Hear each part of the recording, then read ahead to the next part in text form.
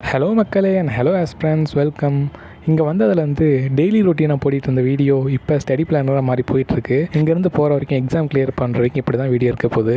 வீடியோக்குள்ளே போகிறதுக்கு முன்னாடி பேங்கிங் ஆஸ்பிரண்ட்ஸ்க்கு ஒரு டெலகிராம் சேனல் சஜஷன் இருக்குது. சேனல் நேம் சந்து குவிஸ் ஸ்டோர். உங்களுக்கு கரண்ட் அஃபேர்ஸ் படிச்சுட்டு அதை ரிவைஸ் பண்ணுறதுக்கு குவிஸ் மாதிரி போட்டு பார்த்தா ஈஸியாக இருக்கும் அப்படின்னு நினச்சிங்க அப்படின்னா இது கண்டிப்பாக உங்களுக்கு ஹெல்ப்ஃபுல்லாக இருக்கும்.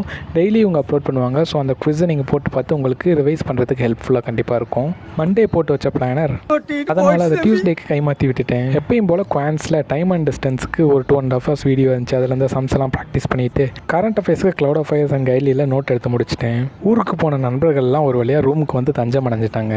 மதிய உணவு முடிச்சுட்டு எல்லாரும் அந்த வேலையை பார்த்துட்டு இருந்தோம். திடீர்னு நண்பர்கள் போயிட்டு கோசாப்பழம் வாங்கிட்டு வந்திருந்தாங்க. சாப்பிட்டு ஒரு 3 மாதம் கழிச்சு ப்ரிலிம்ஸ் ஃபுல் டெஸ்ட் இன்றைக்கி போட்டு பார்த்தேன். ஃபர்ஸ்ட் டெஸ்ட்டுங்கிறதுனால கொஞ்சம் சுலபமாக இருந்துச்சு. மேக்ஸில் மட்டும் ப்ராக்டிஸ் பண்ணதுனால ஸ்பீடு கம்மியாக இருந்துச்சு. இரவு உணவு முடிச்சுட்டு கரண்ட் அஃபேர்ஸ் குவிஸை போட்டு பார்த்துட்டு ஒரு 11 மணிக்கெலாம் படுக்கையை போட்டாச்சு.